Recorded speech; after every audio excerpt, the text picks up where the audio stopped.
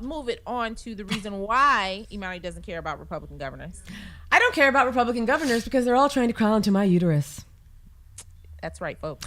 Today is the 41st anniversary of Roe v. Wade, which was the landmark decision that basically gave the constitutional right to women to choose an abortion prior to fetal viability.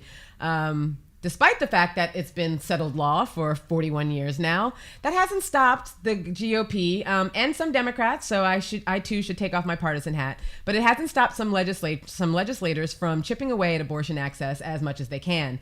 According to some recent data compiled by the Guttmacher Institute, which is an independent research organization that this is their bailiwick. They track abortion restrictions and abortion legislation. More than 200 restrictions on abortion access have become law since 2010, and last year alone, 22 states passed 70 provisions restricting access to abortion. Now, such restrictions include things like mandatory ultrasound. So, Governor McDonnell, who recently has gotten into a bit of trouble, having been brought up on felony charges for corruption, his alternate title is Governor Ultrasound because he is the person who was attempting to shove transvaginal ultrasounds into the vaginas of women who want to get an abortion. Delightful. That is delightful. Other states have tried to ban abortion pre-viability, which is explicitly not allowed and unconstitutional under Roe versus Wade and Planned Parenthood versus Casey.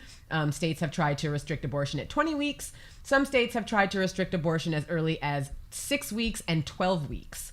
Arkansas, I believe, they banned abortion at 6 weeks. North Dakota banned abortion at 12 weeks. Of course, this is at a point in time in which most women don't even know that they're pregnant, and certainly at a point in time in which most women don't have the opportunity to decide whether or not to carry that pregnancy to term. And as for the 20-week abortion bans, most abortions occur long before the 20-week point, and generally the abortions that occur after the 20-week point are those where the fetus has some sort of anomaly, won't survive outside of the womb. Most women who get abortions at 20 weeks are actually women who want to keep that pregnancy, but who cannot because of some sort of genetic defect stuff. Other restrictions include things like admitting privileges, where doctors are being required to have admitting privileges at a local hospital within 30 miles of where the abortion is performed. That has been demonstrated in some of the lawsuits about those restrictions, particularly in Wisconsin, to be medically unnecessary, because the way that what happens is when there is a complication with an abortion, the EMTs show up in an ambulance, and they're the ones that decide which hospital to take the patient to. So whether or not the doctor who performed the abortion has admitting privileges at that hospital does not increase the standard of care that is given to a woman who has suffered a complication. Most of these privileges, they're called TRAP laws, targeted regulation of abortion providers. Most of these TRAP laws are specifically aimed at closing clinics. And so what you see, for example, in Mississippi, where they have one clinic for the entire state, or in Texas, where a third of the clinics have been closed, leaving thousands of women without recourse when they want to choose an abortion, forcing them to either not have an abortion and carry an unwanted pregnancy to term, or forcing them to get an abortion later when it becomes a little bit more difficult to get an abortion, or, so that they have to save up money to get an abortion, and that abortion occurs later, and then may push up on deadlines about when the state legislatures say that you can have an abortion.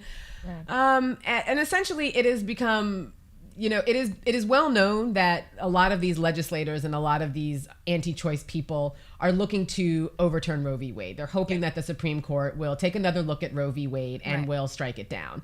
That's the reason why they're introducing all of these different bills and legislation that would eventually go to court, and then they're hoping to be sued. They're hoping to be taken to court so that the cases, that their case or one of the many cases that are introduced will go to the Supreme Court, and then they will have to challenge that. Even in Kentucky, a new law. This is HB 8 in Kentucky.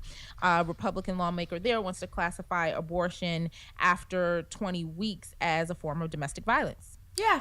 And that would be violence against unborn children. Right. And so that's HB 8 in Kentucky, if you happen to live in listen in Kentucky. That's something that you may want to call your state legislature about as well.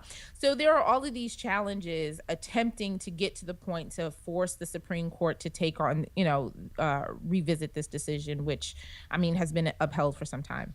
Right. And not just trying to overturn Roe v. Wade, but what in the meantime, what they're doing is they're chipping away at abortion access to sort of regulate it out of existence. So Right. even if Roe v. Wade is never overturned, or even if it does not make it back to the Supreme Court, the strategy is to just keep enacting laws that make it impossible, make it impossible to get an abortion, so that the right to abortion, the constitutional right to abortion, means nothing because women can't access it. And so what is interesting, there's a story on CNN that the GOP is now urging candidates to stand their ground on abortion. And so they've been, I guess they're frustrated that Democrats have been successful in painting the GOP as anti-woman extremists. And they are frustrated that the quote, war on women has taken hold as sort of in the American consciousness. And so what they're trying to do is to stand their ground on abortion, reiterate how important it is to be quote unquote pro-life. And then at the same time point out that some Democrats that the Democratic Party is a bit hypocritical, because there are quite a few Democrats who are also quote unquote pro-life. And so they have extreme positions on abortion as well. And so the GOP is urging Republicans to point that out so as to sort of even the playing field when it comes to the war on women. So, well, that certainly will, from a political standpoint, that will certainly help them in, in areas of their primaries, in areas where they're based, and with gerrymandered districts in a number of places throughout the Midwest and the South, that will not change for them. Sort of doubling down and saying that I am, against abortion actually helps them. Sort of trying to be considerate of other individual women's choice would actually hurt them in their primaries or in their reelection bids. So, because of the way some of our districts are constructed across the country, them doubling down is helpful for their political future. So we have to look at a sort of a broader and a larger conversation about that.